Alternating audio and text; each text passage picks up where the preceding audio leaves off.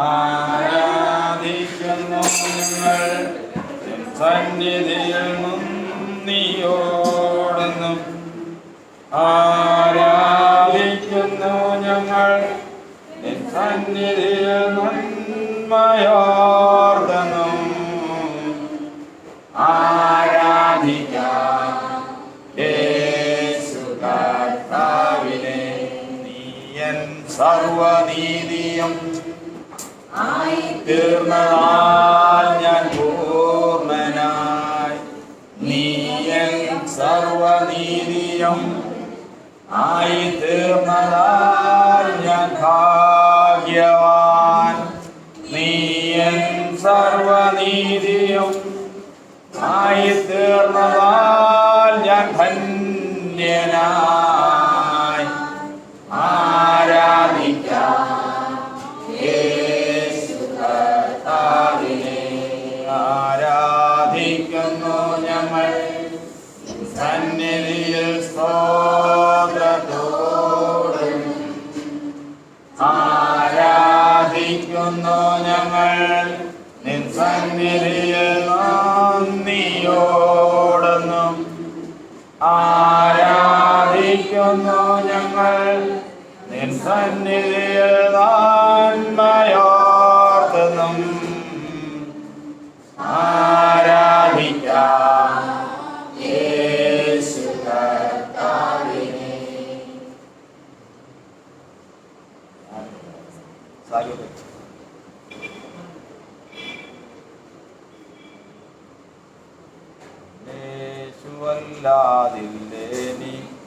യേശുവല്ലാതില്ലേനിക്കൊരാശ്രയം ഭൂവിൽ, തന്മാർവിലല്ലാതില്ലേനിക്കു വിശ്രാമം വേറെ. ഈ പാലിലും ഭാരത്തിലും സൂര്യനൻ പ്രിയൻ. എന്റെ സഹായൻ ദൈവമേ, നീയല്ലാതെല്ലാരും. യേശു മാത്രം മതി എനിക്കേതു നേരത്തും. പ്രാർത്ഥിക്കാം.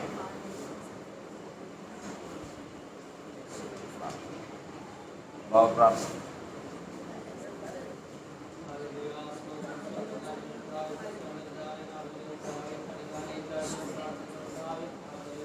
യേശുവേ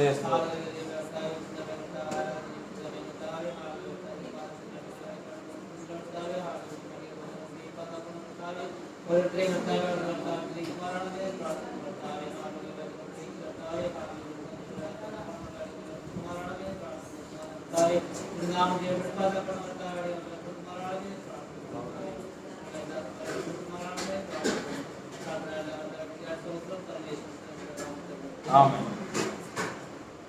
കർത്താവിൻ്റെ പരിശുദ്ധ നാമത്തിന് മഹത്വം ഉണ്ടാകട്ടെ.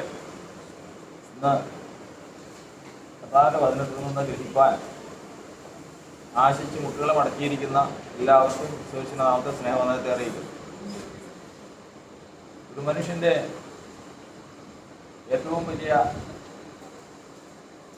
അറിവാണ് തന്നെ സൃഷ്ടിച്ചവനെയും തന്നെയും അറിയുക എന്നുള്ളത്. അത് ഒരു മനുഷ്യൻ സാധിച്ചാൽ അവൻ്റെ പ്രാണൻ എന്ന് പറയുന്ന മൃഗങ്ങൾക്കില്ലാത്തതും അവനെ ദൈവത്തിൻ്റെ സ്വരൂപത്തോട് അനുരൂപമാക്കുന്നതുമായ അവൻ്റെ ഭാഗം ആശ്വസിക്കും, തണുക്കും. അങ്ങനെ താനാര് ദൈവമാര് എന്ന് പൂർണ്ണമായി ഗ്രഹിച്ച് മരിക്കുന്നതിനെ കുറിച്ചാണ് ജ്ഞാനിയായിട്ട് മരിക്കുക എന്ന് പറയുന്നത്. അല്ലെങ്കിൽ ജ്ഞാനഹീനരായിട്ട് മരിക്കുമെന്ന് യോബിന്റെ പുസ്തകത്തിൽ എഴുതിയിരിക്കുക. അതുകൊണ്ട് നമ്മൾ മറ്റെല്ലാറ്റിനേക്കാൾ കൂടുതൽ സകലതും നമുക്ക് രണ്ടാമത്തെ കാര്യമായി വെച്ചുകൊണ്ട് മുഖ്യമായി ദൈവത്തെ അറിയുക എന്നുള്ള വിഷയം നമ്മൾ മുൻപോട്ട് വെച്ച് അതിനുവേണ്ടി പ്രയത്നിക്കണം എന്നുള്ളത് ദൈവത്തിൻ്റെ ഇഷ്ടം തന്നെയാണ്.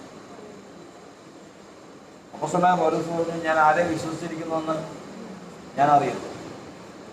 ഇന്ന് നമ്മൾ കഴിഞ്ഞ ആഴ്ച നമുക്ക് ഇങ്ങനെ ഒരു മീറ്റിംഗ് തുടങ്ങാനുണ്ടായ കാര്യം, കർത്താവായ യേശുക്രിസ്തു എന്ന മനുഷ്യനെ ആരാധിക്കാവോ യേശുക്രിസ്തു എന്ന ദൈവത്തെ ആരാധിക്കാം, യേശുക്രിസ്തു എന്ന മനുഷ്യനെ ആരാധിക്കാമോ എന്നുള്ള ഒരു ചോദ്യവും ചർച്ചയും പല സ്ഥലങ്ങളിലും കേട്ടു. വിശ്വാസികളായിരിക്കുന്നവർ പലരും തന്നെ യേശുക്രിസ്തു എന്ന മനുഷ്യനെ ആരാധിക്കാൻ പാടില്ല, യേശുക്രിസ്തു എന്ന ദൈവത്തെ ആരാധിക്കാം എന്നുള്ള വാക്കുകളൊക്കെയും കേട്ടതിൻ്റെ അടിസ്ഥാനത്തിലാണ് ഇങ്ങനെ ഒരു ചിന്ത തുടങ്ങാനുണ്ടായത്. ഇവിടെ നമ്മൾ വെളിപ്പാട് പുസ്തകം 4-ാം അധ്യായം 5-ാം അധ്യായം എന്നീ 2 അധ്യായങ്ങളിൽ കാണുന്ന ദൈവിക അനുഭവങ്ങളെ സംബന്ധിച്ചാണ് നമ്മളിന്ന് ഈ വായിക്കുന്നത്, ചിന്തിക്കുന്നത്. വെളിപ്പാട് പുസ്തകം 4-ാം അധ്യായത്തിൻ്റെ 1 മുതലുള്ള വാക്യങ്ങൾ നമ്മൾ വായിക്കാം. എല്ലാവരും ശ്രദ്ധിച്ചേക്കണം. അനന്തരം സ്വർഗത്തിൽ ഒരു വാതിൽ, അപ്പോൾ സ്വർഗം തുറന്നു വെച്ചിരിക്കുകയാണ്.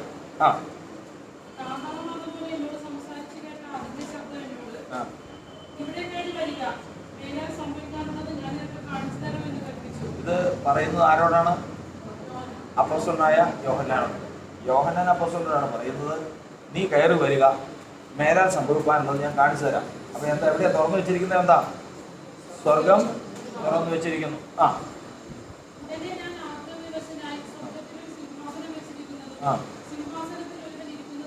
ഉടനെ നോക്കിയപ്പോൾ സ്വർഗത്തിൽ ഒരു സിംഹാസനം വെച്ചിരിക്കുന്നതും സിംഹാസനത്തിൽ ഒരുവൻ ഇരിക്കുന്നതും കണ്ടു. സൂര്യകാന്തത്തോടും പത്മരാഗത്തോടും സദൃശനായ ഒരുവനാണ് ആ സിംഹാസനത്തിൽ ഇരിക്കുന്നത്. ഈ ഇരിക്കുന്നവൻ ആര് എന്നുള്ളതാണ്. അപ്പൊ സ്വർഗം തുറന്നപ്പോൾ എന്ത് കണ്ടു? സിംഹാസനത്തിൽ ഒരുവൻ ഇരിക്കുന്നത് കണ്ടു. ഈ ഇരിക്കുന്നവൻ പത്മരാഗത്തിനും സൂര്യകാന്തത്തോടും സദൃശൻ. ഈ ഇരിക്കുന്നവനെ സംബന്ധിച്ചവൻ ആരാണെന്നുള്ളത് ഒന്ന് പറയാം. അതിൻ്റെ അത് തുറന്ന് വായിക്കുന്നതിന് മുമ്പ് 11-ാം വായിക്കാം. ആരാന്നറിയാം? കർത്താവെ, നീ സകലവും സൃഷ്ടിച്ചവനും എല്ലാം നിന്റെ ഇഷ്ടമേതുവായുണ്ടായതും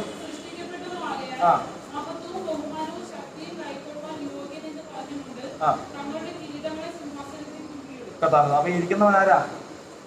സിംഹാസനത്തിൽ ഇരിക്കുന്ന ആരാ? വായിച്ചില്ലേ? സകലത്തെയും ശ്രദ്ധിച്ച നീ സകലത്തെയും സിംഹാസനം. യഹസ്കേൽ കാണുന്ന ദർശനത്തിന്റെ മറ്റൊരു ഭാഗം. ദൈവത്തെ കുറിച്ച് ഏറ്റവും അറിയുന്നതിന് നമ്മളൊന്ന് ഗ്രഹിച്ചിരിക്കണം. ദൈവത്തെ കാണുമ്പോൾ ഏറ്റവും ആദ്യം കാണുന്നത് എന്താ? ഒന്ന് പ്രസിഡന്റ് പോവാ. പ്രസിഡന്റ് പോകുമ്പോൾ അതിന് മുമ്പ് തൊട്ട് മുമ്പായിട്ട് പോലീസ് ജീപ്പ് പോകുന്നു. അപ്പൊ നമ്മൾ നോക്കിക്കൊണ്ടിരിക്കുമ്പോ അടയാളം എന്താ? നമ്മളെ പോലീസ് ജീപ്പ് പോയി കഴിഞ്ഞാൽ പിന്നെ ഏതാ? പ്രസിഡന്റ് ആവാൻ. ഇതുപോലെ ദൈവത്തെ കാണുമ്പോൾ നമ്മൾ ഏറ്റവും ആദ്യം ദൈവത്തിന് മുമ്പായിട്ട് പോകുന്നത് എന്താ? പറ. ദൈവം വരുന്നതിന് തൊട്ട് മുമ്പുള്ള വാഹനം ഏതാ? ദൈവം പോകുന്നതിന് മുമ്പുള്ളത് വാഹനങ്ങളാണ് കൊടുങ്കാറ്റ്, മേഘം, ഭൂമി ഉരുക്കം, ഇതൊക്കെ. പക്ഷെ ദൈവം പോകുന്നതിന് തൊട്ട് മുമ്പ് പോകുന്നതാണ് തീ. അവന് മുമ്പായി പോകും. തീയാണ് അതിന്. തീ കഴിഞ്ഞ പിന്നെ ആരാ? ദൈവം. തീ കഴിഞ്ഞ പിന്നെ ദൈവം. അപ്പൊ ഏറ്റവും ആദ്യം കാണുന്നത് ഏതാ? തീയാണ്. തീക്ക് നടുവിൽ സ്വർണം പഴിപ്പിച്ചതുപോലെയുള്ള ഒരു കാഴ്ചയാണ്. ദൈവത്തെ ആദ്യം പഠിക്കണം. അപ്പൊ തീ കാണുന്നു, തീയുടെ നടുവിൽ എന്താ? സ്വർണം പഴിപ്പിച്ച സ്വർണം പോലൊരു കാഴ്ച. ഇതിനകത്ത് 4 ജീവികൾ, അത് കെരൂബുകളാണ്. ഈ കെരൂബുകളുടെ തലയ്ക്ക് മീതെ സിംഹാസനം. സിംഹാസനത്തിൽ ഒരാളിരിക്കുന്നു. ഈ സിംഹാസനത്തിന് ചുറ്റും പച്ചവില്ല്. ഇത്രയും ചുരുങ്ങിയത്. ഇത് നമ്മൾ കാണാതെ പഠിച്ചോണം. വൈകുന്നേരം കിടക്കുന്നതിന് മുമ്പ് ഒരു പ്രാവശ്യം ഇത് മനസ്സിൽ ധ്യാനിച്ചോണ്ട് കിടന്ന അത്രയും നമുക്ക് വ്യത്യാസം പറഞ്ഞപ്പോൾ. തീ കാണുന്നു. തീക്ക് നടുവിൽ സ്വർണം പഠിപ്പിച്ച ഒരു ശുക്ലസ്വർണ്ണത്തിനകത്ത് കാഴ്ച. അതിനുള്ളിൽ 4 കെരൂബുകൾ. കെരൂബുകളുടെ തലയ്ക്ക് മീതെ സിംഹാസനം. സിംഹാസനത്തിൽ ഒരാളിരിക്കുന്നു. സിംഹാസനത്തിന് ചുറ്റും പച്ചവില്ല്. ഇതാണ് ദൈവം. എന്നാ പറയേ? പച്ചവില്ല്. വില്ല്. വീലല്ല, വില്ല്. മഴവില്ലില്ലേ? ആ മഴവില്ല് പോലത്തെ ഒരു വില്ല്. അപ്പൊ നമുക്ക് മനസ്സിൽ ധ്യാനിക്കണം. ഒരു വലിയൊരു തീ. ഈ തീക്ക് നടുവിൽ ശുക്ലസ്വർണ്ണത്തിനൊരു കാഴ്ച. അതിൻ്റെ ഉള്ളിൽ കെരൂബുകൾ. കെരൂബുകളുടെ തലയ്ക്കും ഇതൊരു വിധാനം, ഒരു സിംഹാസനം. ഈ സിംഹാസനത്തിൽ ഒരാളിരിക്കുന്നു. ഈ സിംഹാസനത്തിൽ പച്ച വരും. ഈ സിംഹാസനത്തിൽ ഇരിക്കുന്ന ആളുടെ രൂപമാണ് സൂര്യകാന്തവും പത്മരാഗവും പോലെ ഇരിക്കുന്നത്. രണ്ട് ജാസ്പർ ആൻഡ് സാബീസ് എന്ന് പറഞ്ഞ രണ്ട് രത്നങ്ങളാണ്. അതുപോലെ ശോഭിക്കുന്നവരാണ്. ദൈവത്തെ ആരെന്ന് ചോദിച്ചു കഴിഞ്ഞാൽ പറയാൻ പറ്റും. ദൈവത്തെ ഞാൻ ദൈവത്തെ കണ്ടെന്ന് പറഞ്ഞു കഴിഞ്ഞാൽ ശരി കണ്ടെങ്കിൽ ഒന്ന് പറയാൻ പറഞ്ഞു കഴിഞ്ഞാൽ അങ്ങനെ പറയും. ഞാൻ ആദ്യം എന്ത് കണ്ടു? തീക്ക് നടുവിൽ സ്വർണ്ണം കാഴ്ച. അതിൻ്റെ ഉള്ളിൽ കെരുവുകൾ, കെരുവുകളുടെ മീതെ സിംഹാസനം, സിംഹാസനത്തിൽ ചുറ്റും എന്താ മനസ്സിലായി. അത് നമ്മൾ മനസ്സിൽ ഭാവനയിൽ അത് പറയണം. നമ്മുടെ കർത്താവിന്റെ ഇതാ പലരുടെ കാര്യമല്ലേ പറയണേ. ഇതാണ് യഹൂദന്റെ ദൈവം. ഇതാണ് പ്രശ്നം. ആരുടെ ദൈവം? യഹൂദൻ. നമ്മള് ദൈവത്തെ അറിഞ്ഞത് നമ്മുടെ തലമുറയിൽ കർത്താവിന്റെ അറിഞ്ഞു. ഇതിനു മുമ്പ് യഹൂദന്റെ ദൈവമാണ്. യഹൂദന്റെ ദൈവം. അപ്പൊ നമ്മൾ പഠിക്കുന്നത് ദൈവത്തെ ആരും ഒരാൾ കണ്ടിട്ടില്ലെന്നല്ലേ. ദൈവത്തെ കാണാൻ പറ്റുമോ? പറ. ദൈവത്തെ ആരും ഒരാൾ കണ്ടിട്ടില്ല. മനുഷ്യരും കാണാത്തവനും കാണാൻ കഴിയാത്തവനാണ്. പിന്നെ ഇരിക്കുന്ന ആരാ? പറയരുത്. ഇരിക്കുന്ന ആരാ? പിന്നെ ഈ സിംഹാസനത്തിൽ ഇരിക്കുന്ന ആരാ? സകലം ശ്രദ്ധിച്ചവൻ. ശരിയാ. അപ്പൊ ഇരിക്കുന്നത് കാണാൻ പാടില്ലെന്നല്ലേ പറയും. പിന്നെ കണ്ടതാരേ? പറ. ചെന്ന് പറ. എത്ര പ്രാവശ്യം ഞാൻ കഴിഞ്ഞ ദിവസം തർക്കവും വാദവും ഒക്കെ ഉണ്ടായതല്ലേ അല്ലേ? അവര് ദൈവത്തെ കാണാൻ പറ്റില്ല. മനുഷ്യരും കണ്ടിട്ടില്ല, കാണാൻ പറ്റുകയില്ല. പക്ഷെ സിംഹാസനത്തിൽ ഒരാളിരിക്കുന്നത് കാണുന്നുണ്ട്. അതാണ് ദൈവപുത്രൻ. അതാണ് ദൈവത്തിന്റെ പുത്രൻ. അപ്പൊ ദൈവപുത്രൻ എന്ന് പറഞ്ഞാൽ എങ്ങനെ ഇരിക്കുന്നു ചോദിച്ചു കഴിഞ്ഞാൽ നമ്മൾ എന്ത് പറയും? സാധാരണ വിശ്വാസികൾ എന്ത് പറയും? ദൈവപുത്രൻ എന്ന് പറഞ്ഞാൽ യേശു എന്നാ മനുഷ്യനെ കുറിച്ചാണ് ചിന്തിക്കുന്നത്. യേശു എന്ന മനുഷ്യൻ ജനിച്ചിട്ട് എത്ര നാളായി? 2000 വർഷം. ദൈവപുത്രൻ ജനിച്ചിട്ടോ? ഈ പ്രപഞ്ചം സൃഷ്ടിക്കുന്നതിന് മുമ്പേ ഉള്ളതാണ്. അത് അനാദിയാണ്. അത്ര ഭയങ്കര അനാദിയല്ല, ദൈവജ്ഞാനമാണ്, ദൈവത്തിൽ നിന്നുള്ള കാര്യം. അപ്പൊ അത്രയും അതാണ് ദൈവപുത്രൻ. ഇവനാണ് അദൃശ്യനായ ദൈവത്തിന്റെ പ്രതിമ. അദൃശ്യനായ ദൈവത്തിന്റെ ദൃശ്യരൂപം എന്ന് പറഞ്ഞാൽ ഇതാണ്. യേശുവല്ല. യേശുവിന് മുമ്പേ തന്നെ ആരുണ്ട്? ദൈവത്തിന്റെ പുത്രനുണ്ട്. അപ്പൊ ഇത്രയാണ് ദൈവം. ഇത്രയും കാര്യങ്ങളാണ് നമ്മൾ ദൈവത്തിന്റെ കാര്യത്തിൽ പഠിക്കുന്നത്. പറഞ്ഞ പറയട്ടെ. ഇപ്പൊ ഇത് മനസ്സിലായല്ലോ. യേശുവിന് 2000 വർഷമല്ലേ നമുക്ക് ഭൂമിയിൽ വന്നിട്ടുള്ളൂ. ദൈവപുത്രൻ എന്ന് പറഞ്ഞാൽ അതിനേക്കാൾ മുമ്പുള്ളതാണ്. അതാണ്. അത് ദൈവസിംഹാസനത്തിരിക്കുന്ന ആള് ദൈവപുത്രനാണ്. ഇതാണ് മനുഷ്യൻ തെറ്റിപ്പോകുന്നത്. ദൈവപുത്രന്റെ രൂപം എന്താണെന്ന് ചോദിച്ചാൽ എന്ത് പറയും? എങ്ങനെ ഇരിക്കും ദൈവപുത്രൻ എന്ന് ചോദിച്ചു കഴിഞ്ഞാൽ അവനെ കണ്ടാൽ മനുഷ്യനല്ലാതെ രൂപമായിരിക്കൊണ്ട് മറിയുന്നു ജനിച്ചു ഇതൊക്കെയാണോ പറയണേ? ഇല്ല. പറയേണ്ടത് അപ്പ ചിന്തിക്കേണ്ടത് ദൈവപുത്രൻ ആരാന്ന് ചോദിച്ചു കഴിഞ്ഞാൽ അപ്പ പറയേണ്ട ഉത്തരം ഏതാ? വെളിപ്പാട് ദിവസം 2:18. വെളിപ്പാട് ദിവസം 2:18.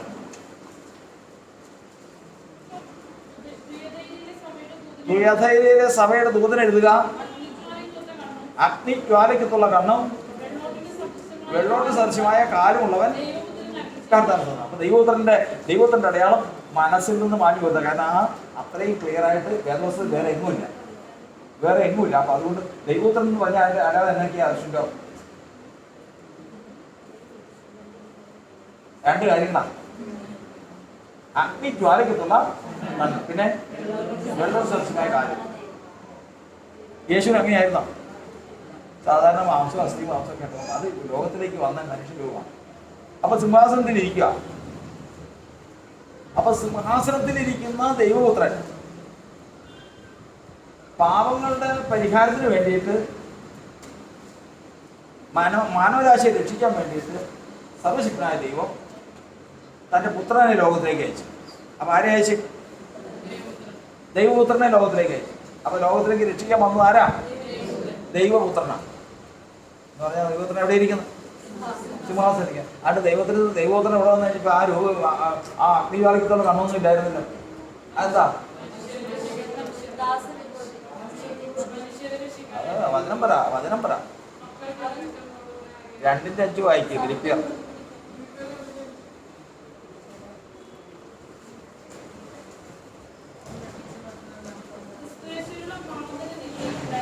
ആ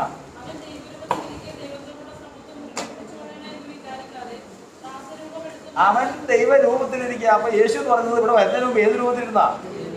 അത് ഏത് രൂപ? ദൈവരൂപം പ്രാർത്ഥിക്കുന്നത്. അപ്പൊ ഇവിടെ വരുന്ന രൂപം യേശു ആരായിരുന്നു?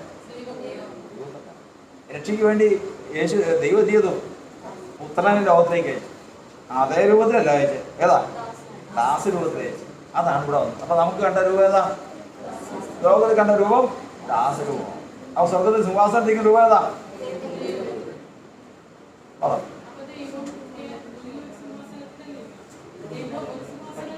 അതെ. എങ്ങനെ?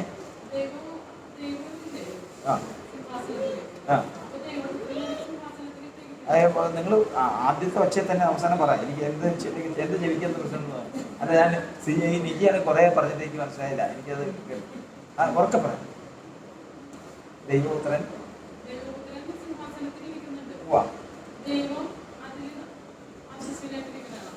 ദൈവം അദൃശ്യൻ. ദൈവം ഈ പുത്രൻ ഇരിക്കുന്ന എവിടെയാ? സിംഹാസനത്തിൽ ഇരിക്കണം. ഒന്നിന്റെ ബാങ്ക് വായിച്ചു യോഹന്നാൻ.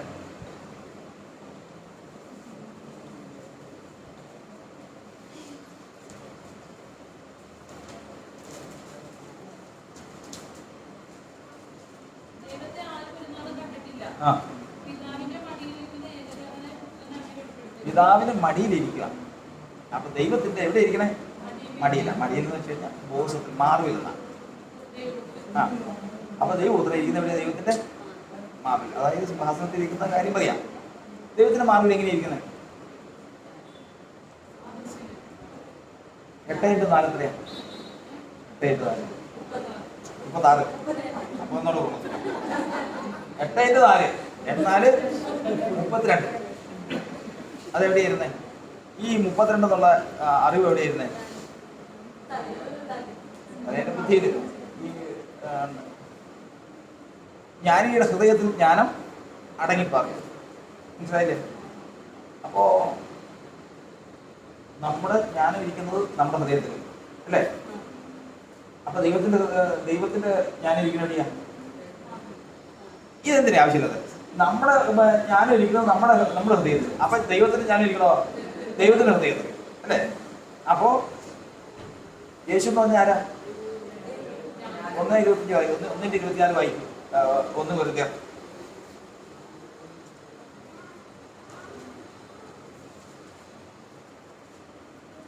ഒന്ന് പറഞ്ഞ 1:24.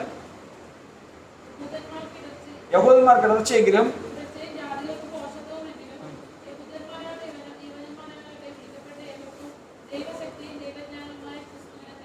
അപ്പൊ ദൈവജ്ഞാനം എന്ന് പറഞ്ഞാൽ ആരാ? ക്രിസ്തുവാണ് അല്ലേ? ദൈവപുത്രനാ. ക്രിസ്തു പറഞ്ഞ ദൈവപുത്രൻ. അതെവിടെ ഇരിക്കണേ? ദൈവത്തിന്റെ ഭാഗം. അതുകൊണ്ട് ആലങ്കാരിക ഭാഷയിൽ എഴുതിയിരിക്കുന്നതാണ്.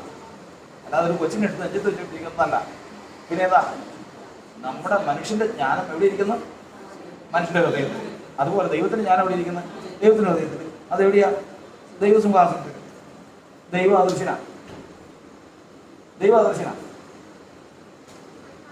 ഉദാഹരണം, ബാബു ഒരു 2 നിലയുള്ള കെട്ടിടം വേണം ആഗ്രഹിച്ച് പണിയാൻ തീരുമാനിച്ചു. ഒരു വീട് പണിയാൻ തീരുമാനിച്ചു. ബാബു തീരുമാനിച്ചു. അതിന് 4 മുറി വേണം, വരാന്ത വേണം, അതിൻ്റെ വാർക്ക മുതലായിട്ടുള്ള പെയിന്റിങ് കാര്യങ്ങളെല്ലാം കഴിഞ്ഞു. പണിതിട്ടില്ല. പക്ഷെ ഇപ്പൊ എവിടെയുണ്ട്? ഹൃദയത്തിലുണ്ട് അല്ലേ? ശരിയാണോ? കേൾക്കണില്ലേ? ബാബുവിന്റെ ഹൃദയത്തിലുണ്ട് ആ വീട്. ബാബു അദൃശ്യനാണ്. ബാബുവിന്റെ ചിന്ത ദൃശ്യമാണെങ്കിൽ ഞാനിപ്പോ നോക്കി എന്ത് കാണും? ആ ചിന്ത ഒരു വീട് നിലത്ത് നിന്ന് 1 അടി പൊക്കത്തിൽ ഏകദേശം ഭാഗത്ത് ഒരു പേര കാണാം. ആളെ കാണാനും പാടില്ല. ഇതുപോലെയാണ് ആയിരിക്കുന്നത്. അതെ, ദൈവജ്ഞാനമായി ക്രിസ്തു നോക്കുമ്പോൾ ഇരിക്കുന്നത് മറ്റേ ഒരാളുടെ മാർവിലായിരിക്കുന്നത്. പക്ഷെ ആളെ കാണാൻ പാടില്ല. കാരണം എന്താ? ആളദൃശ്യനാണ്.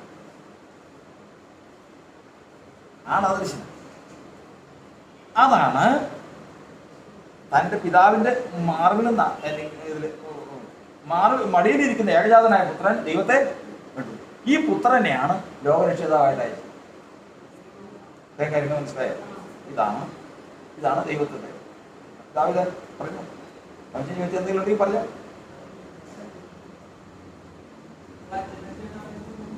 അത് ആദ്യമേ തന്നെ ഇത് ചിന്തിക്കുക.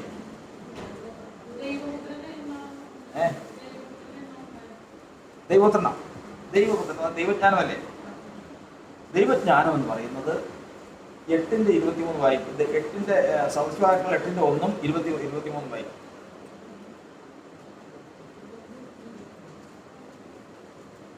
സദൃശവാക്യങ്ങൾ 8-ാം അധ്യായത്തിന്റെ അല്ല ജ്ഞാനമായവൾ വിളിച്ചു പറയുന്നില്ലയോ? ജ്ഞാനമായ വിളിച്ചു പറയുന്നില്ലയോ? അതായത് ദൈവജ്ഞാനത്തെ കുറിച്ച് പറയുകയാണ്. ജ്ഞാനമായവൾ വിളിച്ചു പറയുന്നില്ലയോ? ഇനി അതിന്റെ 20 വായിക്കും. അല്ല 23. ശരി. അതെ. യഹോവ പണ്ട് പണ്ടേ തന്റെ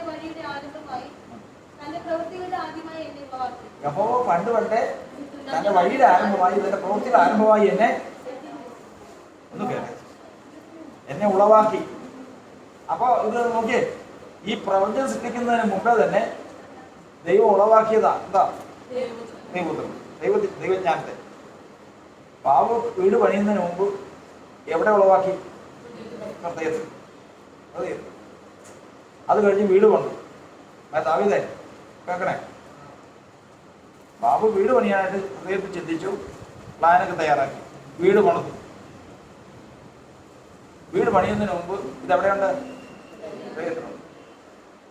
ഇതുപോലെ ഈ പ്രപഞ്ചം ഉണ്ടാകുന്നതിന് മുമ്പ് ദൈവം അത് തൻ്റെ ഹൃദയത്തിൽ ചിന്തിച്ച്, ആ ചിന്തയാണ്, ആ തീരുമാനമാണ് ദൈവജ്ഞാനമാകുന്ന ക്രിസ്തു.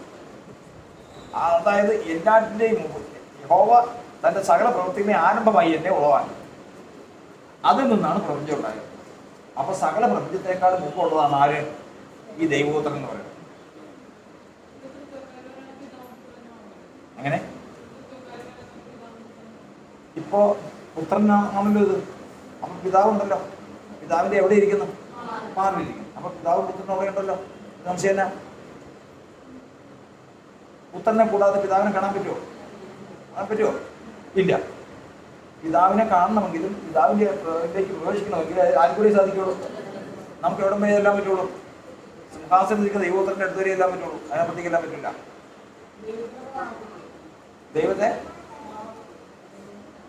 ദൈവത്തെ കാണാൻ പറ്റൂലെന്നല്ലേ നമ്മൾ വായിക്കുന്നേ. പിന്നെ കണ്ടതാരെയാ? അദർശനായ ദൈവത്തിന്റെ പ്രതിമ. അതായത് അദർശനായ ദൈവത്തിന്റെ ദൃശ്യരൂപമാണ് പുത്രൻ.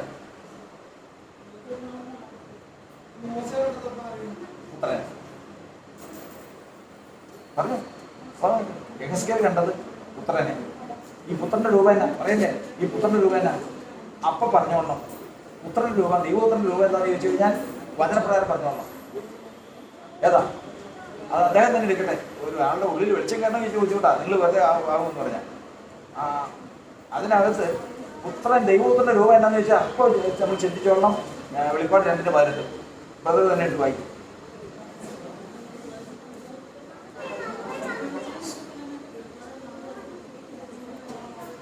മനസ്സിലായില്ലേ?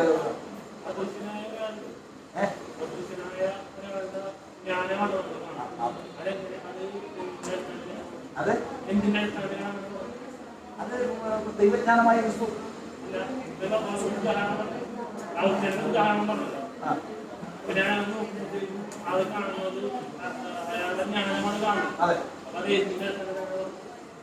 അതാ ദൈവത്തിലേക്ക് നോക്കുമ്പോ ഈ സകല പ്രപഞ്ചത്തെ കുറിച്ചും ദൈവത്തിന്റെ ഉദ്ദേശമാണ് ദൈവജ്ഞാനമായ പുത്രനായിട്ടിരിക്കുന്നത്. ഈ അഗ്നിജ്വാലകൾ കണ്ണുള്ളത് അത് ദൈവത്തിന്റെ പുത്രനാണ്.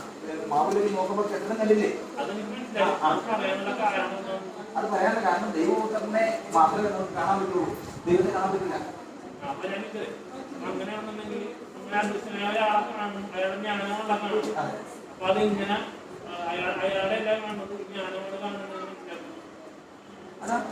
അപ്പം വരെ നമുക്ക് കാണാൻ പറ്റുള്ളൂ, അതിനപ്പുറം നമുക്ക് കാണാൻ പറ്റില്ല. അവിടെ നിന്നാണ് പ്രപഞ്ചത്തിന്റെ ഉത്ഭവം. അവിടത്തെ ഉള്ളൂ. അവിടെ വരെ നമുക്ക് എല്ലാം ഒന്നുമില്ല. എടുത്ത് വായിക്ക എന്നാ പറഞ്ഞു, എന്നാ നോക്കാം, കാണാതെ പറഞ്ഞു. ദൈവപുത്രൻ എന്ന് പറഞ്ഞാൽ എങ്ങനെ ഇരിക്കും? ആ, വെള്ളോട്ടിന് സദൃശ്യമായ കാലമുള്ളവൻ. അപ്പൊ ആ രണ്ട് കാര്യം ഓർത്തോണം. ഇത് രണ്ടും അല്ല, യേശുവിന് അതൊന്നും അല്ലായിരുന്നല്ലോ, ഈ ആളുടെ രൂപം. അപ്പോൾ ഈ ആള് എവിടെ ഇരിക്കുന്നത്? ദൈവപുത്രൻ എവിടെ ഇരിക്കുന്നത്? പിതാവിന്റെ മാർഗം. സ്വർഗത്തിലേക്ക് നോക്കുമ്പോൾ ദൈവ സിംഹാസനത്തിലിരിക്കുന്നത് അല്ലേ? മനുഷ്യൻ പാപം ചെയ്തപ്പോൾ അവന്റെ വീണ്ടെടുപ്പിനായിട്ട് ദൈവം എന്ത് ചെയ്തു?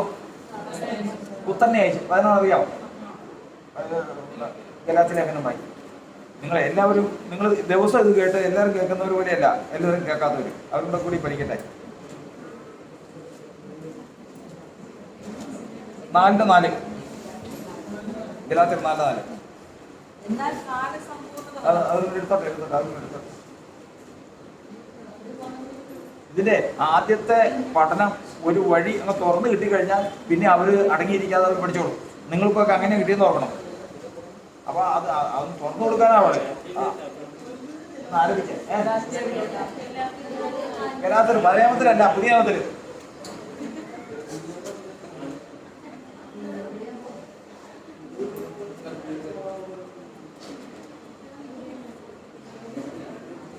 ഗലാത്യർ 4:4 ഒന്ന് എടുത്തു കൊടുക്കും.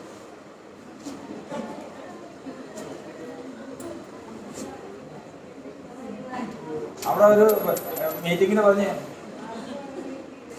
ഫിലിപ്പോസ് 3:3 എടുക്കാൻ പറഞ്ഞു. പറകില് തുടങ്ങി. ഫിലിപ്പോസിന്റെ ലേഖനം 3-ാം അധ്യായത്തിന് 3 എടുക്കാൻ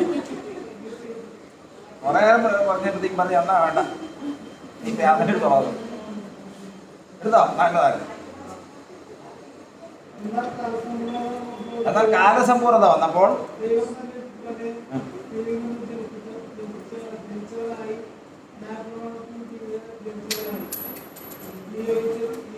നിയോഗിച്ചയച്ചത്. അപ്പൊ ഇത് കേട്ടെ, കാലസമ്പൂർണ്ണത വന്നപ്പോൾ ദൈവം എന്ത് ചെയ്യുന്നറിയാമോ? തന്റെ പുത്രനെ നീ ഇങ്ങനെ പോകണ്ട എന്നങ്ങനെ പോയാൽ മതി, സ്ത്രീയിൽ നിന്ന് ജനിച്ചവനായിട്ട് പോയാൽ മതി. അങ്ങനെയാണ് ലോകത്തിലേക്ക് വന്നത്. അപ്പൊ അവൻ ദൈവരൂപത്തിലാണ് ഇരുന്നത്. ആ രൂപം എടുക്കാതെ ദാസരൂപം ഈ ഭൂമിയിലേക്ക് വന്നു. ക്ലിയർ ആയില്ലേ? അങ്ങനെ വന്നവനാണ് ആര്? യേശു. യേശു എന്ന് പറഞ്ഞാൽ അങ്ങനെ. അതുകൊണ്ടാണ് യേശു ദൈവപുത്രൻ എന്ന് പറയുന്നത്. യേശു ദൈവപുത്രനാണ്, മനുഷ്യപുത്രനുമാണ്.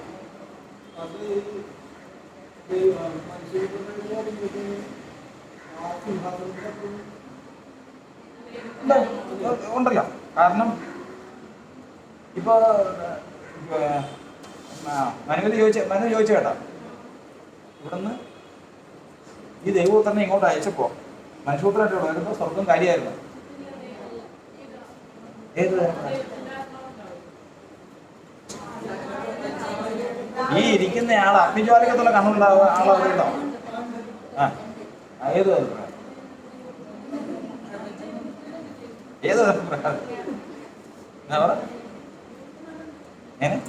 ഉണ്ടെങ്കിൽ വചനം പറ.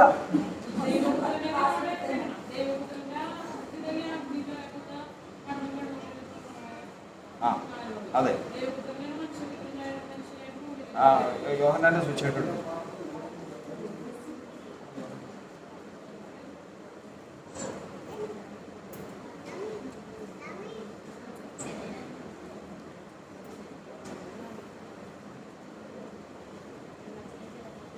മൂന്നാം അധ്യായത്തിന്റെ 13-ാം വാക്യം.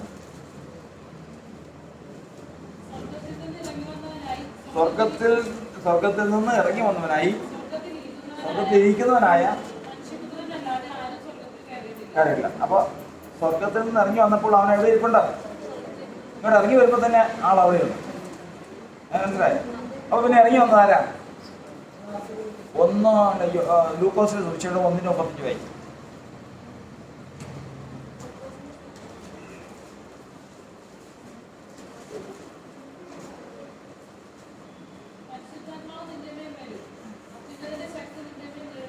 അത്യുന്നതിന്റെ ശക്തി നിന്റെ മേൽ നിഴലിടും. അപ്പൊ അത്യുന്നതിന്റെ ശക്തി എന്ന് പറഞ്ഞാൽ ഏതാ? അത്യുന്നതിന്റെ ശക്തി ഇപ്പൊ നമ്മൾ വായിച്ചില്ലേ? 1:24 1:24 ദൈവശക്തിയും ദൈവജ്ഞാനവുമാകുന്ന ക്രിസ്തു. അതായത് ദൈവശക്തി, ദൈവജ്ഞാനം, ക്രിസ്തു, ദൈവപുത്രൻ. ഇവിടെ എന്താ മീറ്റിംഗ്? ദൈവപുത്രൻ, ദൈവവചനം, ഇതെല്ലാം ഒരാളാണ്. ആരൊക്കെയാ? ദൈവജ്ഞാനം, ദൈവശക്തി, ദൈവപുത്രൻ, വചനം, അവരോട് പറഞ്ഞല്ലോ ക്രിസ്തു. ഇതെല്ലാം ഒരാളാണ്.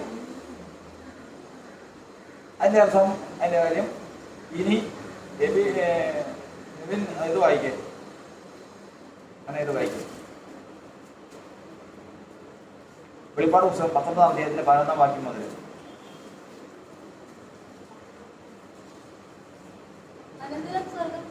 അത് എടുക്കട്ടെ. വെളിപ്പാട് 19:11. എടുത്തോ. അനന്തരം പറഞ്ഞോ. ആ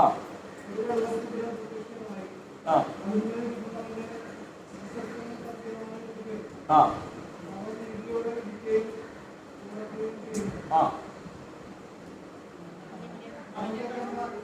കേൾക്ക്. അവരുടെ കണ്ണെങ്ങനെയാ? അഗ്നിജ്വാല.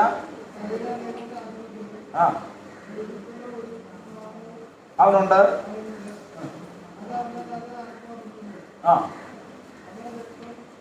രക്തം തളിച്ച് ഉടുപ്പ് ധരിച്ചിരിക്കുന്നു. കർത്താവ് അവന്റെ പേരനാ ദൈവോധനം. അപ്പൊ ഈ പറഞ്ഞ ആൾ ഒന്നാ. ഏതൊക്കെയാ? ഈ ദൈവോധനം എന്ന് പറഞ്ഞ ആളും ക്രിസ്തു എന്ന് പറഞ്ഞ ആളും ദൈവശക്തി, ദൈവജ്ഞാനവും ദൈവവചനവും എന്ന് പറയുന്ന ആൾ ഒന്നാ. ഇപ്പൊ ദാവീദിന് മനസ്സിലായോ? ഇപ്പൊ വചനം മനുഷ്യനായി തീർന്ന മനസ്സിലായോ? ഈ പറഞ്ഞ ആളാണ് ഈ ദൈവപുത്രനാണ് ഈ പറയുന്നത്. അപ്പൊ ദൈവപുത്രന്റെ രൂപം മനസ്സിലായില്ലേ? കണ്ണഗ്നി ജ്വാല, അനേക രാജമുടികൾ. അപ്പൊ ഈ ആളെയാണ് വീണ്ടെടുപ്പിനായിട്ട് ലോകത്തിലേക്ക് അയച്ചത്. അത്രയും കാര്യങ്ങൾ മനസ്സിലായോ? പറഞ്ഞോ. ചോദിക്കരുത്. അപ്പോ അദൃശ്യനായ ദൈവം ഈ പ്രപഞ്ചം സൃഷ്ടിക്കാനായി ചിന്തിച്ച് ജ്ഞാനമാണ് ക്രിസ്തു, ദൈവപുത്രൻ. അവിടെ മതി നമുക്കറിയാം. ഈ ആളുടെ രൂപമാണ് ഈ ആളുടെ കണ്ണ്. ആ ആളിൽ നിന്നാണ് പ്രപഞ്ചത്തെ സൃഷ്ടിച്ചത്. ഈ ആളെയാണ് മാനവരാശിയുടെ വീണ്ടെടുപ്പിനായിട്ട് ലോകത്തിലേക്ക് അയച്ചത്. ഈ ആള് തന്നെയാണ് ദൈവശക്തി. മനസ്സിലായോ? മറിയ എന്ന കന്യകയിലേക്ക് ഈ ആളല്ല വന്നത്, ആളെ അയച്ചത് ഈ ആളുടെ നിഴലാവും. അത്യുന്നതന്റെ ശക്തി നിന്റെ മേൽ പറഞ്ഞു. പരിശുദ്ധാത്മാവ് നിന്റെ മേൽ വരും. അത്യുന്നത ശക്തി നിന്റെ മേൽ. അപ്പൊ ദൈവപുത്രന്റെ നിഴലായിട്ടാണ് ആര് വന്നത്? മനുഷ്യപുത്രനായ യേശു. ഇനി അതെങ്ങനെ വന്നു? നിഴലെന്ത്, പൊരുളെന്ത് എന്ന് പറഞ്ഞ് കുറച്ച് വിശദീകരിക്കേണ്ടതാണ്. അത് നമുക്ക് പിന്നീട് ചിന്തിക്കാം. ഇപ്പൊ ഇവിടെ വന്ന് ആ യേശു, നമ്മൾ രണ്ട് കാര്യം ചിന്തിച്ചു. സിംഹാസനത്തിൽ ഇരിക്കുന്നത് ആരാ? അപ്പൊ ദൈവം എവിടെയാ? ദൈവത്തിന്റെ മാറിലാണ് ഇയാൾ ഇരിക്കാൻ. ഭൂമിയിലേക്ക് വന്ന ആരാ? ഈ ദൈവത്തിന്റെ നേരിടും. അതിനേതാ? അതിനെ ഈ ലോകത്തിൽ നിന്ന് ജയം പ്രാപിച്ചതിന് ശേഷം, മരിച്ചടക്കപ്പെട്ട് ഉയർത്തെഴുന്നതിന് ശേഷം ഈ മനുഷ്യനായ യേശു സ്വർഗത്തിലേക്ക് എത്തും. അതുപോലെ യേശു എന്ത് ചെയ്ത് മരിച്ചടക്കപ്പെട്ട് ഉയർത്തെഴുന്നതിന് ശേഷം സ്വർഗത്തിലേക്ക് എത്തും. അന്നേരം അവിടെ കാണുന്ന രംഗമാണ് ഇപ്പോൾ നമ്മൾ പഠിക്കുന്നത്. അപ്പൊ രണ്ട് ദൈവമുണ്ട്. പറഞ്ഞോ. നിങ്ങൾക്ക് അശേഷം ആർക്കും വിചാരിക്കണ്ട. ഇത് സംശയം തീരണം. നമുക്കുണ്ടല്ലോ നമ്മൾ പറയുന്ന പോലെയുള്ള വാക്കല്ല നമ്മൾ പറയുന്നത്. പറയുന്നതിന് അടിസ്ഥാനത്തുള്ളതും ഒരു വാക്കിന് ദൈവത്തിന്റെ വചനാടിസ്ഥാനപ്പെട്ടേ പറയുള്ളൂ. എന്നൊന്നും പറയില്ല. സത്യ ഉപദേശം ഗ്രഹിക്കാൻ നേരത്തെ പ്രയാസം ഉണ്ടാവും. അത് സാരമില്ല, എത്ര പ്രാവശ്യം വേണമെങ്കിലും പറയാം. മനസ്സിലാക്കണം. ഇപ്പൊ സ്വർഗത്തിൽ ഇരിക്കുന്ന ആൾ അവിടെ ഇരുന്നതിന് ശേഷം നിഴൽ ഭൂമിയിലേക്ക് വന്ന മനുഷ്യനായ യേശു ജയിച്ചതിന് ശേഷം സ്വർഗത്തിലേക്ക് വന്നു. സിംഹാസനത്തിൽ ഇരിക്കുന്നവൻ അവിടെ തന്നെ ഇരിക്കുക. ജയിച്ചു വന്നവൻ അപ്പുറത്ത് നിൽക്കുക. മനസ്സിലായോ? ആ രംഗമാണ്.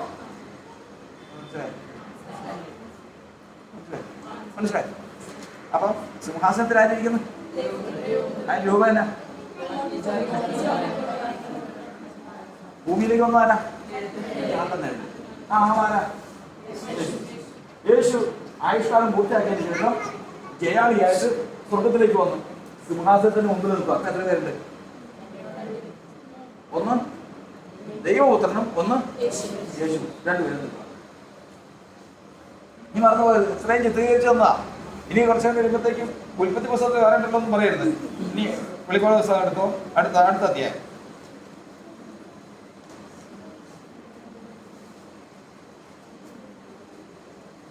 അഞ്ചിന്റെ ഒന്ന് പോലെ വായിക്കാം. അത് നിർത്തി വായിക്കണമേ. കാരണം ഒരു മനുഷ്യന്റെ ഹൃദയത്തിൻ്റെത് ഈ വിത്ത് ഇടുക എന്ന് പറയുന്നത് എളുപ്പമുള്ള കാര്യമല്ല.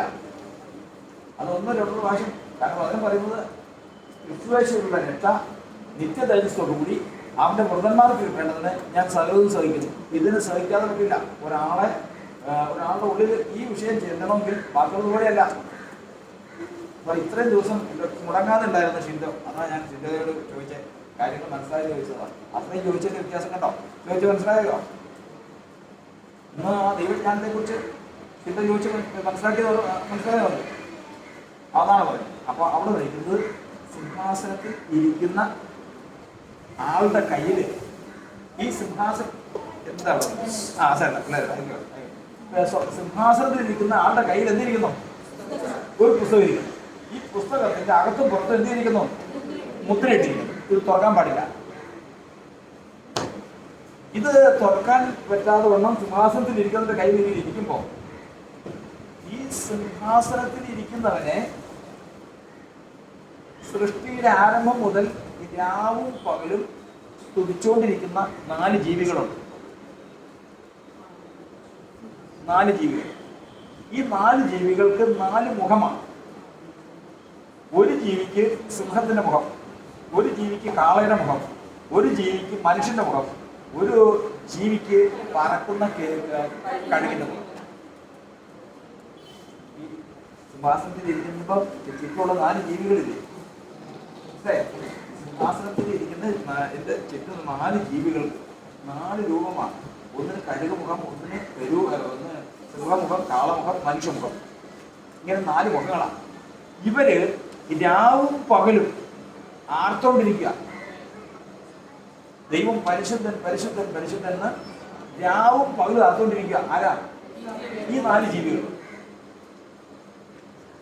ഈ 4 ജീവികൾക്ക് തൊട്ടടുത്തായിട്ട് 24 മൂപ്പന്മാരിരിപ്പുണ്ട്. 24 മൂപ്പന്മാരും ആരാധന ഈ സിംഹാസനത്തിൽ ഇരിക്കുന്നവനെ മഹത്വപ്പെടുത്തുക. അതുപോലെ തന്നെ അസംഖ്യ ദൂതന്മാരും ആരാധിക്കുക. അങ്ങനെ ഇരിക്കുമ്പോഴാണ് ഒരു ദർശനം കാണുന്നത്. സിംഹാസനത്തിൽ ഇരിക്കുന്നവന്റെ കയ്യിൽ ഒരു പുസ്തകം. ഈ പുസ്തകം ഇതിൽ എഴുതിയിരിക്കുന്നത് എന്താണെന്ന് വെച്ച് കഴിഞ്ഞാൽ ഈ ഭൂമിയിൽ മാനവരാശിക്ക് ലോകാവസാനത്തിൽ എന്തെല്ലാം സംഭവിക്കാനിരിക്കുന്നുണ്ടോ അത് മുഴുവൻ ഈ പുസ്തകത്തിലുണ്ട്. ഇത് പൊട്ടിച്ചു കഴിഞ്ഞാൽ പുസ്തകത്തിന്റെയും മുതലയുടെയും രഹസ്യം അത് വേറെ നമുക്ക് സംസാരിക്കാം, ഇപ്പോൾ സമയമില്ല. ഈ പുസ്തകം പൊട്ടിച്ചു കഴിഞ്ഞാൽ മാനവരാശിക്ക് എന്ത് സംഭവിക്കുമെന്നും ഈ ലോകത്തിന് നാളെ എന്ത് സംഭവിക്കുമെന്നും കൃത്യമായിട്ട് അറിയാം. പക്ഷെ ഇത് പൊട്ടിക്കാൻ തക്കതായി പ്രാപ്തരാരുമില്ല. അപ്പൊ ഇത്രയും വലിയ രഹസ്യം ഇതിനകത്തുള്ളത് പൊട്ടിച്ച് പുറത്തറിയാൻ സാധിക്കുന്നില്ലല്ലോ എന്ന് പറഞ്ഞപ്പോൾ യോഹന്നാൻ അപ്പോസ്തലൻ കരഞ്ഞു. ഒരാൾ പോലും ഇല്ലല്ലോ കരഞ്ഞു. അപ്പോ സിംഹാസനത്തിന് മുമ്പിലിരിക്കുന്ന 24 മൂപ്പന്മാരിൽ ഒരാൾ പറഞ്ഞു, കരയണ്ട, യഹൂദ ഗോത്രത്തിലെ സിംഹവും ദാവീദിന്റെ പേരുമായവൻ, അതായത് യേശു ഈ പുസ്തകം മേടിക്കാൻ അതിന് മുദ്ര പൊട്ടിക്കാൻ പ്രാർത്ഥനയായി വന്നു. എല്ലാവരും നോക്കുമ്പോ ഈ സിംഹാസനത്തിന്റെ മുമ്പിൽ ഒരാൾ നിൽക്കും. അതാരാ? കർത്താവായ യേശു ക്രിസ്തു നിൽക്കുക. ലോകത്തെ ജയിച്ചു വന്നിരിക്കുക. യേശു എന്താ അറിയാമോ? വന്നതിന് ശേഷം ഈ പുസ്തകം അങ്ങോട്ട് കയ്യിൽ വെച്ചു. അപ്പൊ ഒരു കാര്യത്തില് പറഞ്ഞത് വന്നവനാരാ? യേശു. ഇരിക്കുന്ന ആരാ? ഈ ദൈവപുത്രനെ ആരായിട്ട് ആരാധിക്കുന്നേ? ദൈവമേ നീ സകലവും സൃഷ്ടിച്ചു. സൃഷ്ടികർത്താവായിട്ട് തന്നെയാണ്. കാരണം ഇതിനും അപ്പുറം സൃഷ്ടികർത്താവിന് പോകാൻ പറ്റില്ല. ഇതിനപ്പുറം കാണാനില്ല. ദൈവം അതേ ഉള്ളൂ. അതിനപ്പുറത്തേക്ക് ഇല്ല. കാരണം പിന്നെ നമ്മളില്ല. അത് മാത്രമേ നമുക്ക് ചെല്ലാൻ പറ്റുള്ളൂ. അപ്പൊ സിംഹാസനത്തിൽ ഇരിക്കുന്നവരുടെ ഇടയിൽ നിന്ന് ഈ യേശു വന്ന് ഈ പുസ്തകം മേടിച്ചപ്പോഴത്തേക്കും ഈ 4 ജീവികളുടെ മുഖം പറഞ്ഞു കേട്ടോ. കെരൂബ്, കഴുമുഖം, സിംഹമുഖം, കാളമുഖം, മനുഷ്യമുഖം, ഇങ്ങനെയുള്ള ഈ 4 കെരൂബുകളും ഈ 24 മൂപ്പന്മാരും ചെന്ന് ഇവന്റെ മുമ്പിലാണ് വീഴുന്നത്. ആരുടെ മുമ്പില്? യേശുവിന്റെ. അപ്പൊ ഇവിടെ തർക്കം വന്നതെന്ന് അറിയാം. അന്ന് മുസ്ലിങ്ങളൊക്കെ ഉണ്ടായിരുന്നു. നിങ്ങൾ ഉണ്ടായിരുന്നോ? ആരൊക്കെ ഉണ്ടായിരുന്നു അന്നത്തെ? ഏറ്റവും ആദ്യ ദിവസം മനുഷ്യനായ യേശുവിനാണ്. അവർ കുറെ തർക്കിച്ചു. ഇവിടെ നമ്മൾ പറഞ്ഞതല്ല, ഇവിടെ ദൈവമായ യേശുവിനെ നമ്മൾ ചിന്ത കൊടുക്കുന്നില്ല. നമ്മൾ പറഞ്ഞത് ഇത്രേ ഉള്ളൂ. മനുഷ്യനായ യേശുവിനെ ആരാധിക്കാം. മനുഷ്യനായ യേശുവിനെ ആരാധിച്ചിട്ടുണ്ട്. ആരൊക്കെ? ഏകസത്യ ദൈവത്തിന്റെ സിംഹാസനത്തിന് ചുറ്റുമിരിക്കുന്ന 4 ജീവികളും 24 മൂപ്പന്മാരും അസംഖ്യം ദൂതന്മാരും സ്വർഗത്തിലുള്ളതും ഭൂമിയിലുള്ളതും സമുദ്രത്തിലുള്ളതുമായ സകല ജീവികളും സകല സൃഷ്ടിയും ഏകസത്യത്തെ ആരാധിച്ചിരുന്ന അതേ ആരാധന ആർക്ക് കൊടുത്തു? യേശു കൊടുത്തു. എന്നിട്ട് പറഞ്ഞു ഇവൻ എന്തിനൊക്കെ യോഗ്യൻ? 5-ന്റെ അത് 7 കാര്യങ്ങളാണ് അവർ പറഞ്ഞത്. 7 കാര്യങ്ങൾ വായിക്കണം. 12-ാം വാക്യം. അറുക്കപ്പെട്ട കുഞ്ഞാട് ശക്തി, ധനം, ജ്ഞാനം, ബലം, ബഹുമാനം, മഹത്വം, സ്തോത്രം.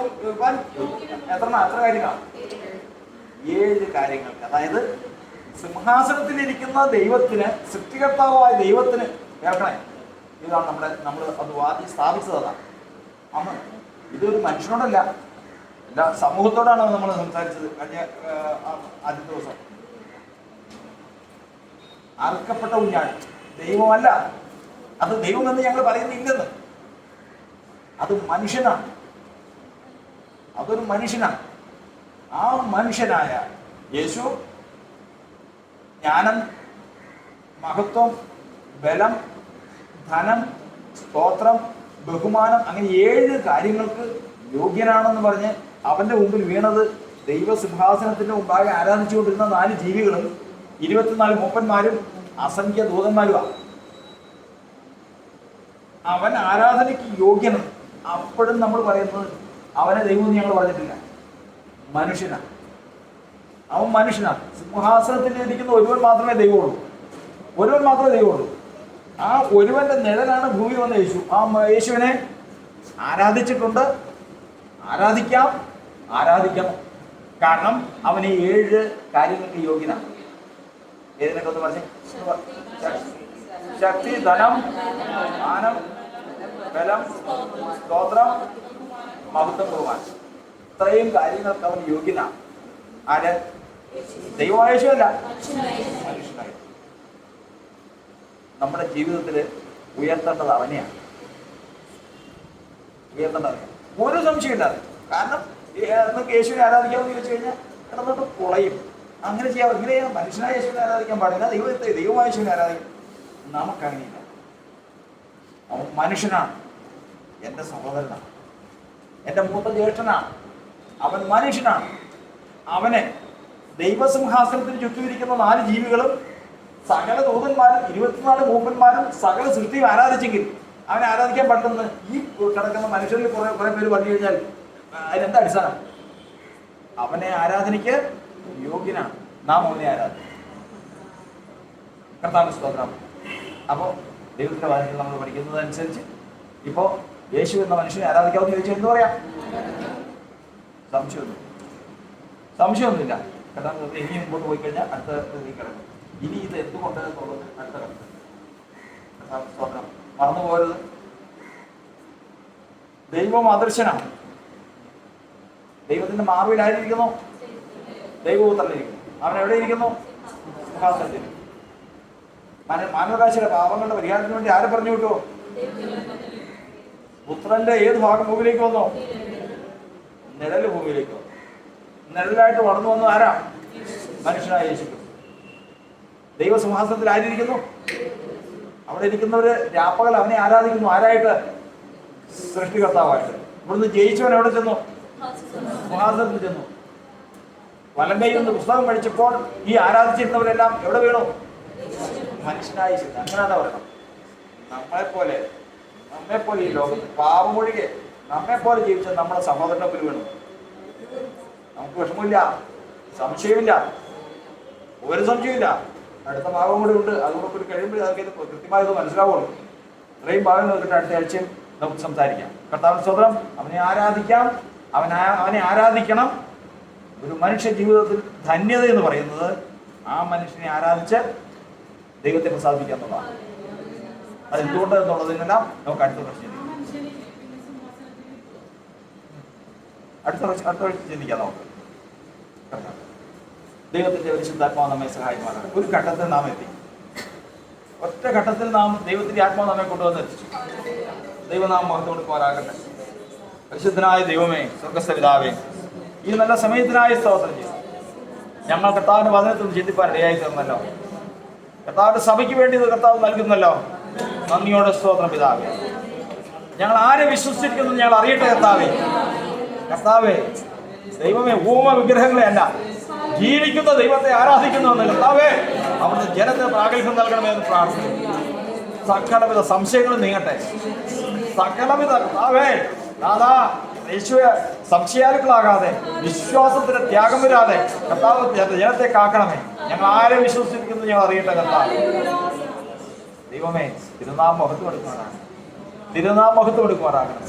കർത്താവ് പലപ്പോഴും ഞങ്ങൾ ചഞ്ചലിച്ചു പോയിട്ടുണ്ട് കർത്താവ്. എന്നാൽ ഇന്ന് കർത്താവിന്റെ നാമത്തെ ആരാധിപ്പാൻ, കർത്താവ് യേശു എന്ന മനുഷ്യനെ ആരാധിപ്പാൻ ദൈവമേ ഞങ്ങൾക്ക് വ്യവസ്ഥയുണ്ടെന്ന് ഞങ്ങൾ മനസ്സിലാക്കട്ടെ. കർത്താവ് കാത്തുകൊള്ളണമേ, അനുഗ്രഹിക്കണമേ. നന്മകൾക്കായി സ്തോത്രം. പ്രാർത്ഥന.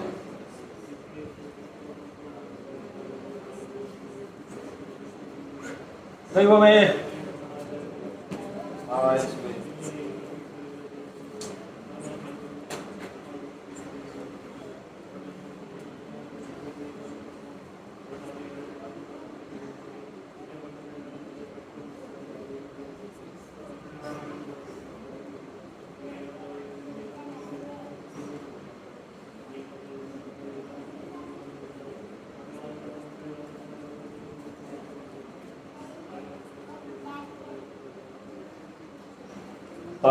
രക്ഷകായേശുവേ, ഇത്രമാം സ്നേഹം നീ തന്നതാൽ, ഇത്ര രക്ഷകായേശുവേ, ഇത്രമാം സ്നേഹം നീ തന്നതാൽ, എന്തു ഞാൻ നൽകിടാം തുല്യമായി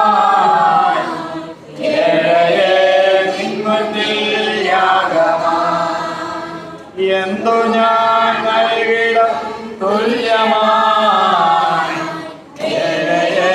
നിൻമുന്നിൽ യാഗമായി. നമുക്ക് കർത്താവിനെ സ്തുതിക്കാം. ഹല്ലേലൂയ, സ്തോത്രം. നമ്മുടെ കർത്താവും പ്രിയരക്ഷിതാവുമായ യേശുക്രിസ്തുവിന്റെ കൃപയും സമാധാനവും നാം ഏവരോടും എന്നാളും ഉണ്ടായിരിക്കുമാറാകട്ടെ. ഏവർക്കും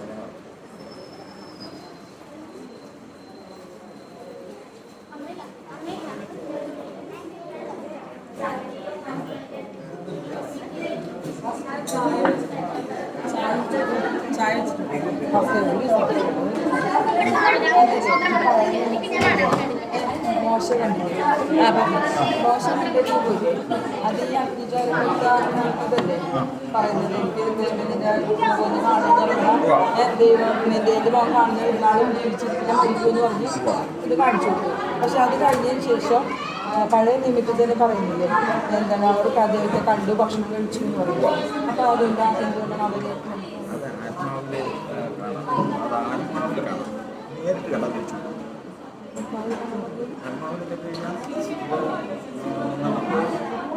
ആത്മാവ്